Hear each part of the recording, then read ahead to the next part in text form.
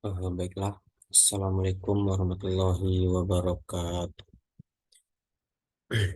Di sini saya Muhammad Akil Ilham dengan B1B1222015 akan menjelaskan tentang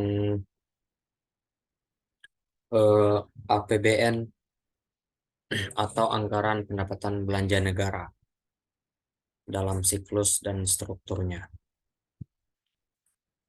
Di sini saya akan menjelaskan tentang yang pertama adalah struktur APBN. Struktur APBN ini terdapat atau terbagi menjadi 5, yaitu pendapatan negara, belanja negara, keseimbangan primer, surplus atau defisit anggaran, dan yang terakhir pembiayaan APBN. Baiklah, di sini saya akan menjelaskan tentang pendapatan negara. Pendapatan negara adalah sumber penerimaan negara yang berasal dari pajak, retribusi, hasil usaha dari BUMN atau BUMD, dan lain-lain. Pendapatan negara ini digunakan untuk membiayai kegiatan pemerintah seperti pembangunan infrastruktur, pendidikan, kesehatan, dan lain-lain sebagainya. Selain pendapatan negara, terdapat juga sumber penerimaan negara yang disebut dengan hibah. Hibah adalah merupakan pengertian dari adalah penerimaan negara dalam bentuk devisa. Devisa yang dirupiahkan. Rupiah, barang, jasa, dan surat berharga yang berasal dari pemerintah negara asing.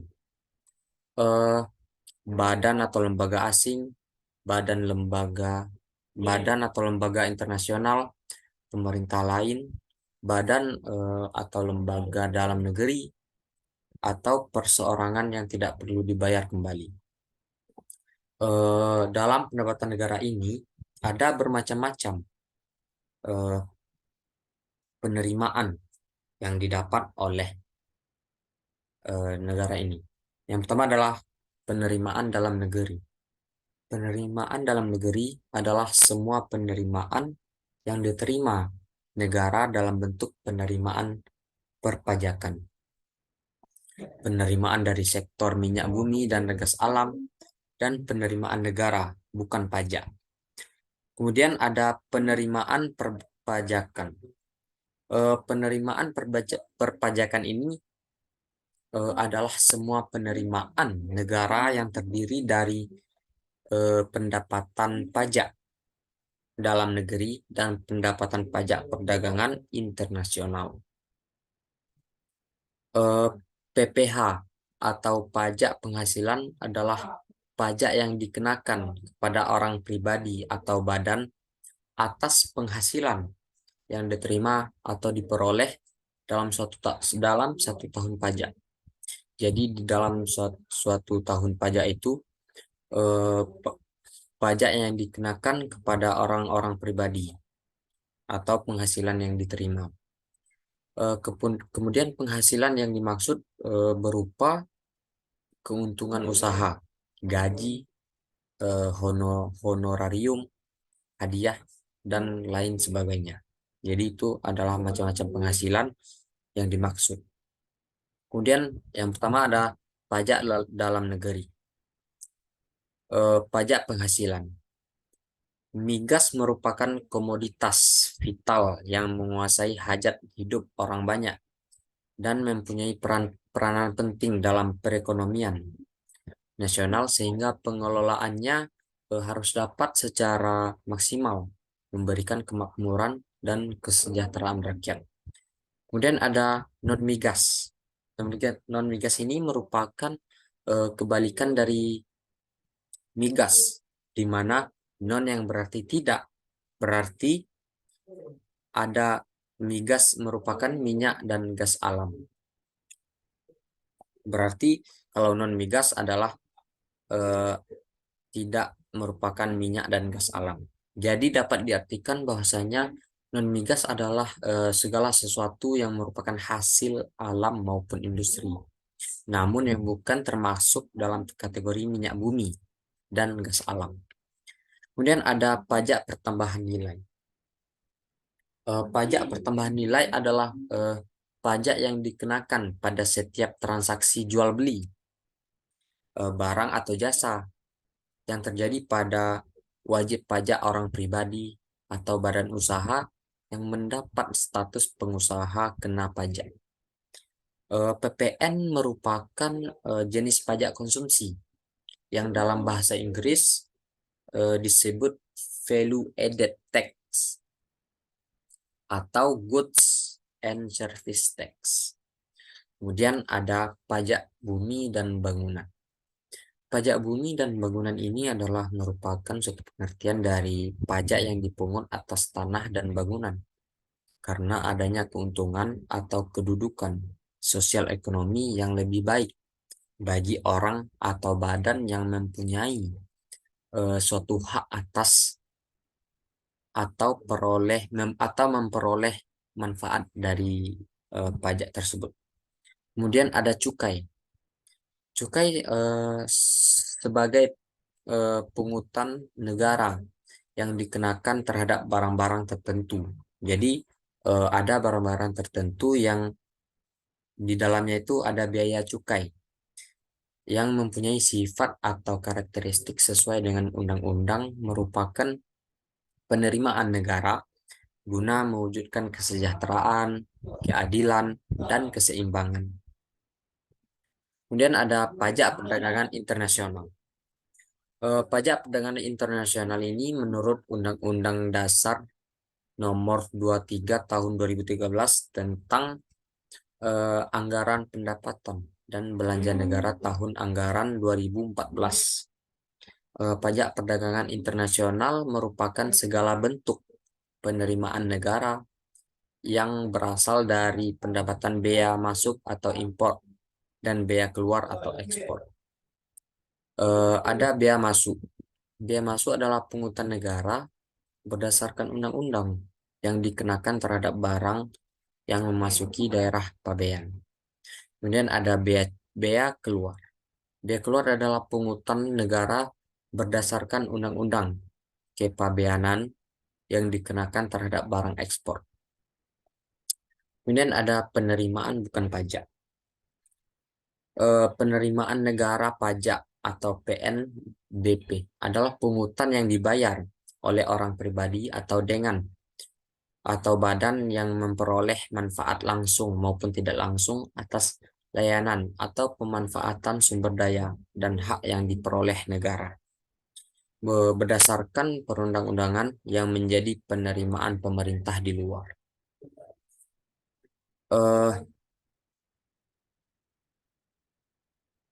Kemudian yang kedua ada belanja negara. Belanja negara merupakan pengeluaran negara yang digunakan untuk membiayai kegiatan pemerintah, seperti pembangunan infrastruktur, pendidikan, kesehatan, dan lain sebagainya.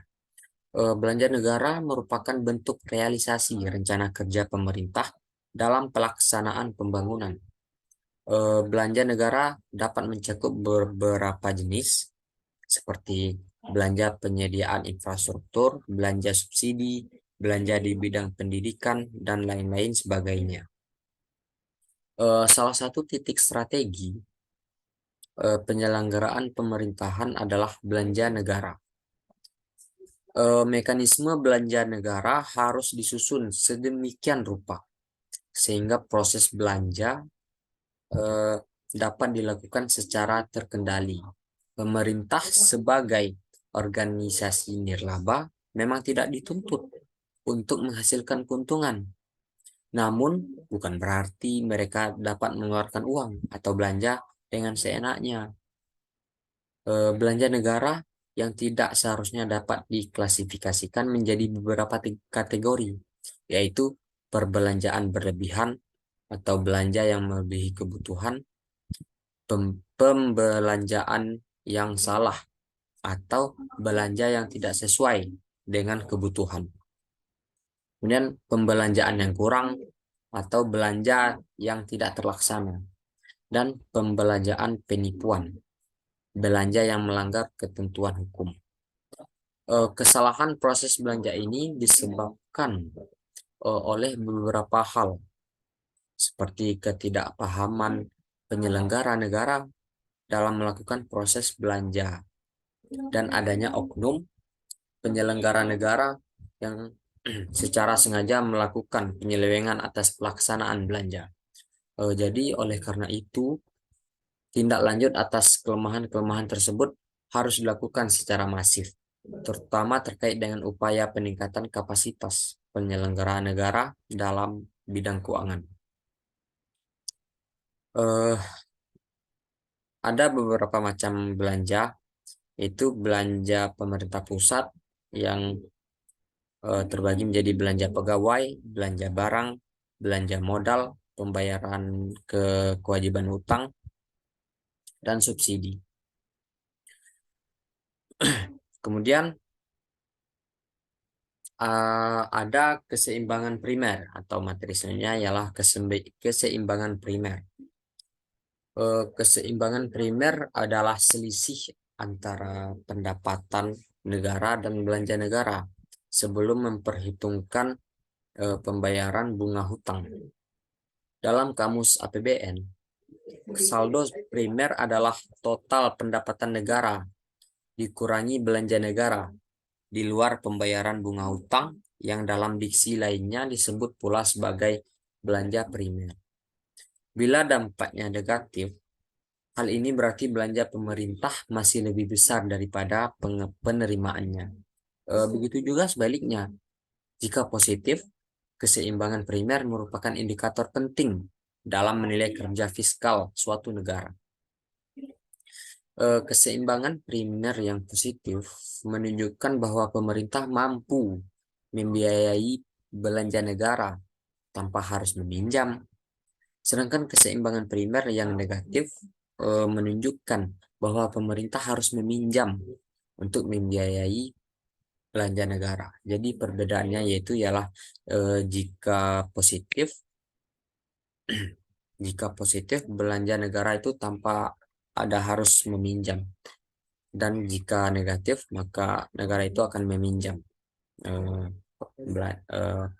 itu dananya. Pada saat keseimbangan primer negatif, pemerintah perlu menggenjot penerimaan yang paling mudah dengan menerbitkan utang baru untuk membayar pokok dan bunga utang yang lama. Semangat pemerintah untuk APBN ini menuju keseimbangan primer tentu yang perlu diapresiasi dan harus dilakukan tindak lanjut atas kelemahan-kelemahan yang ada. Kemudian yang selanjutnya ada surplus atau defisit anggaran. Surplus atau defisit anggaran ini merupakan selisih antara pendapatan negara dan belanja negara setelah perhitungan pembayaran bunga utang. Jika pendapatan negara lebih besar dari belanja negara, maka terjadilah surplus anggaran yang disebut dengan surplus anggaran itu. Sebaliknya, jika belanja negara lebih besar dari pendapatan, jika belanja negara lebih besar dari pendapatan negara, maka terjadi defisit anggaran.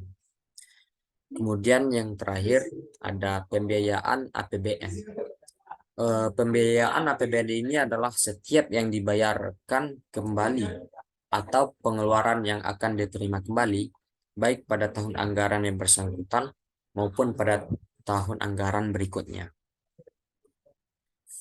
Eh, Pembiayaan APBN ini terbagi menjadi macam-macam, yaitu ada pembiayaan utang yang berisi surat berharga negara, pinjaman, pinjaman dalam negeri, pinjaman luar negeri, pembiayaan investasi, pemberian peminjaman. Baiklah, kemudian di sini kita akan masuk pada siklus APBN.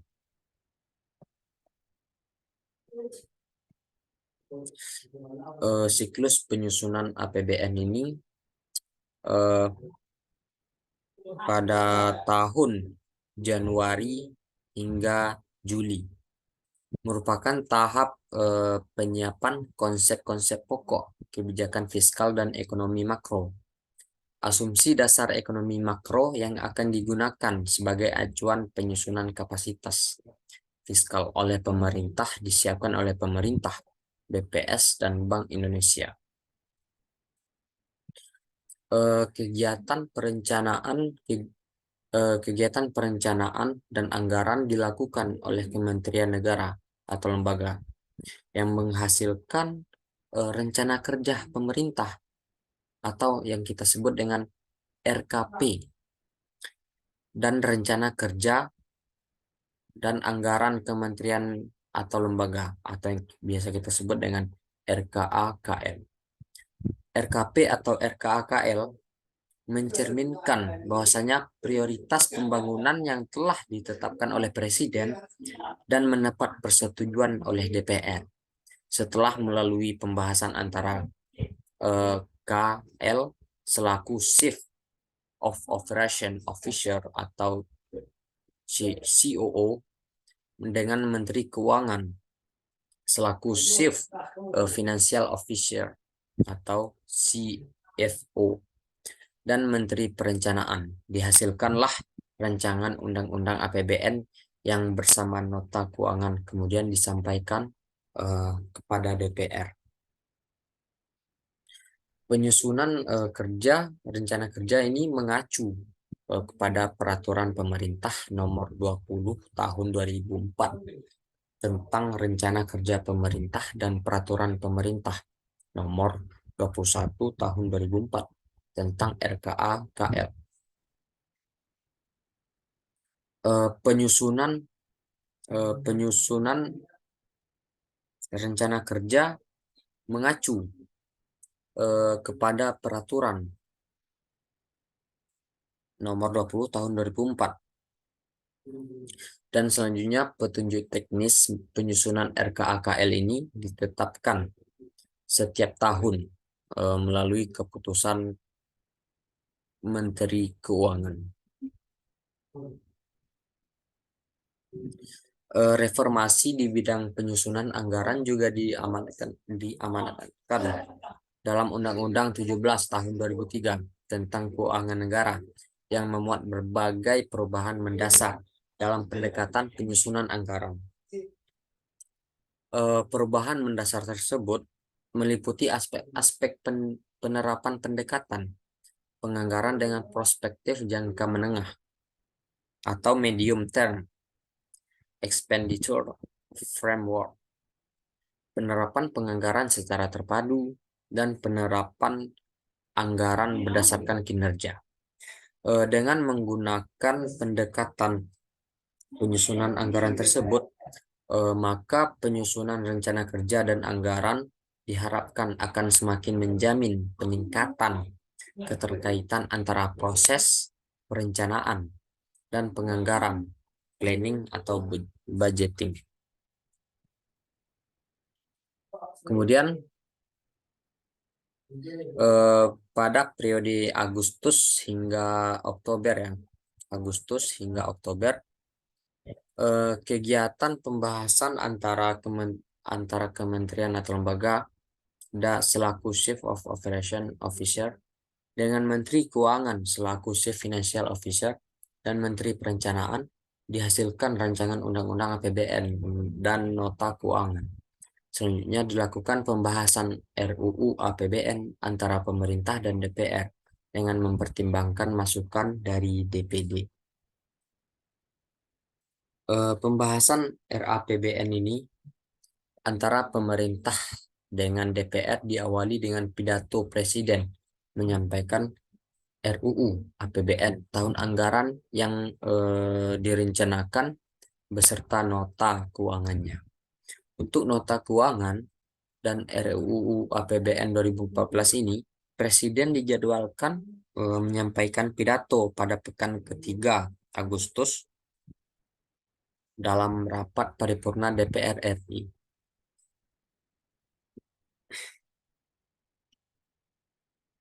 Dalam pembahasan ini, DPR dapat mengajukan usul yang mengakibatkan perubahan jumlah penerimaan dan pengeluaran dalam rancangan undang-undang tentang APBN. Pengambilan keputusan oleh DPR mengenai RUU APBN ini dilakukan selambat-lambatnya 2 bulan sebelum tahun anggaran yang bersangkutan yang akan dilaksanakan. APBN yang disetujui oleh DPR terinci dengan unit organisasi, fungsi, subfungsi, program, kegiatan, dan jenis belanja. Apabila DPR tidak menyetujui rancangan undang-undang tentang APBN yang diajukan pemerintah, maka pemerintah dapat melakukan pengeluaran setinggi-tingginya sebesar angka APBN tahun anggaran sebelumnya. Kemudian periode akhir Oktober. Setelah kita mempelajari tentang nota keuangan dan RUU APBN yang disampaikan oleh Presiden, masing-masing fraksi memberikan pemandangan umum atas RUU APBN beserta nota keuangannya. Pemandangan umum fraksi-fraksi ini meliputi pendapat dan tanggapan masing-masing fraksi atas asumsi dasar ekonomi makro, target pendapatan serta rencana kebijakannya, alokasi belanja termasuk belanja subsidi dan anggaran pendidikan serta pembiayaan serta rencana kebijakannya. Pemandangan umum ini disampaikan dalam rapat paripurna pada pekan keempat Agustus. Kemudian pada periode Januari, pelaksanaan anggaran diawali disahkannya dokumen pelaksanaan anggaran oleh Menteri Keuangan. Dokumen anggaran yang telah disahkan oleh Menteri Keuangan disampaikan kepada Menteri atau pimpinan lembaga, BPK atau Badan Pemeriksa Keuangan, Gubernur, Direktur Jenderal Anggaran, Direktur Jenderal Perbendaharaan, Kepala Kantor Wilayah Direktorat Jenderal Pembendaharaan terkait, kuasa bendara umum negara atau KPPN, dan kuasa pengguna anggaran. Dokumen tersebut merupakan acuan dan dasar hukum pelaksanaan APBN yang dilakukan oleh kementerian atau lembaga dan bendahara umum negara. Dokumen-dokumen penting dalam pelaksanaan anggaran adalah daftar isian pelaksanaan anggaran atau DIPA dan dokumen lain yang dipersamakan dengan DIPA. Sedangkan dokumen pembayaran antara lain terdiri dari surat permintaan pembayaran atau SPP, surat perintah membayar atau SPM, dan surat perintah pencairan dana atau SP2D. Kemudian periode sepanjang tahun anggaran. Bersamaan dengan tahapan pelaksanaan APBN, KL dan Bendahara Umum Negara melakukan pelaporan dan pencatatan sesuai dengan standar akuntansi pemerintah atau SAP, sehingga menghasilkan laporan keuangan pemerintah pusat atau LKPP yang terdiri atas laporan realisasi anggaran, neraca, laporan arus kas, dan catatan atas laporan keuangan. Laporan keuangan Kementerian Negara atau lembaga yang disusun oleh menteri atau pimpinan lembaga disampaikan kepada Menteri Keuangan selama-lambatnya 2 bulan setelah tahun anggaran berakhir. Kemudian Menteri Keuangan menyusun rekapitulasi laporan keuangan seluruh instansi Kementerian Negara. Menteri Keuangan selaku Bendahara Umum Negara juga menyusun laporan arus kas. Semua laporan keuangan tersebut disusun oleh Menteri Keuangan. Juga menyusun pengelola fiskal sebagai wujud laporan keuangan pemerintah pusat disampaikan kepada Presiden dalam memenuhi pertanggungjawaban pelaksanaan APBN. Presiden menyampaikan bahwa laporan keuangan pemerintah pusat pada BPK paling lambat itu selama 3 bulan setelah tahun anggaran berakhir. Audit atas laporan keuangan pemerintah harus diselesaikan selambat-lambatnya 2 bulan setelah laporan keuangan tersebut diterima oleh BPK dari pemerintah. Kemudian ada periode semester dan annual. Atas LKPP, BPK melakukan pemeriksaan dan LKPP yang telah diaudit oleh BPK tersebut disampaikan oleh Presiden kepada DPR dalam bentuk rancangan Undang-Undang Pertanggungjawaban Pelaksanaan APBN untuk dibahas dan disetujui. Tahap pengawasan pelaksanaan APBN ini memang tidak diungkap secara nyata dalam Undang-Undang Nomor 17 Tahun 2003 tentang Keuangan Negara. Namun keputusan Presiden Nomor 42 Tahun 2002, Keputusan Presiden Nomor 72 Tahun 2004 tentang pedoman pelaksanaan APBN pada bab 4, pada bab 9, memuat hal-hal yang mengatur pengawasan pelaksanaan APBN. Pada tahap ini pengawasan terhadap pelaksanaan APBN dilakukan oleh atasan atau kepala kantor satuan kerja kementerian, negara atau lembaga dalam lingkungannya. Atasan langsung bendahara melakukan pemeriksaan kas bendahara sekurang-kurangnya 3 bulan sekali. Inspektur Jenderal masing-masing Kementerian Negara atau lembaga dan unit pengawasan pada lembaga melakukan pengawasan atas pelaksanaan APBN di lingkungan kementerian, negara atau lembaga yang bersangkutan sesuai dengan ketentuan yang berlaku. Inspektur Jenderal Kementerian Negara atau lembaga dan pimpinan unit pengawasan lembaga wajib menindaklanjuti pengaduan masyarakat mengenai hal-hal yang terkait dengan pelaksanaan APBN.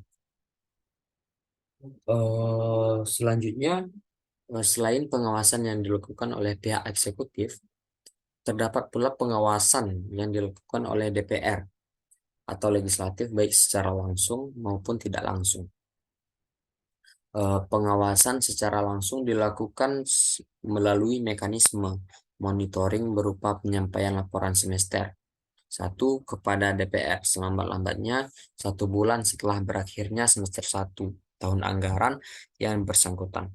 Laporan tersebut harus pula mencantumkan prognosa untuk semester 2 dengan maksud agar DPR dapat mengantisipasi kemungkinan ada atau tidaknya APBN perubahan untuk tahun anggaran yang bersangkutan.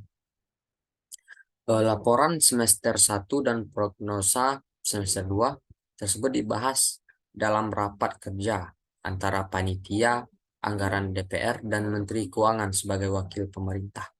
Pengawasan tidak langsung dilakukan melalui penyampaian hasil pemeriksaan BPK atas pelaksanaan APBN kepada DPR. Pemeriksaan yang dilakukan oleh BPK ini menyangkut tanggung jawab pemerintah dalam melaksanakan APBN.